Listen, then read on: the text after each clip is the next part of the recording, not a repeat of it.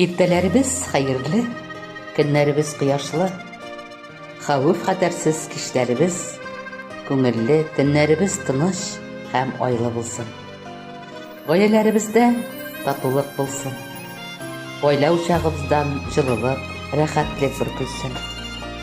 Тапкан малыбыз бәрәкәтле, капкан ризыгыбыз хәләл, тормышыбыз җитеш, эшебез уңышлы, юлыбыз хәерле булсын.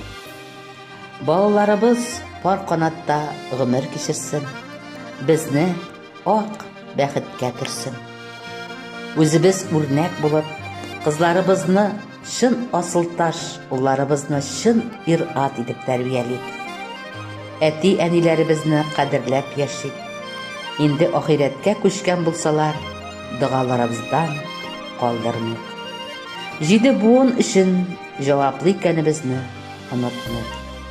Үткәннәребез үкенечсез, бүгенге көнебез хәерле, киләчәгебез өметле булсын.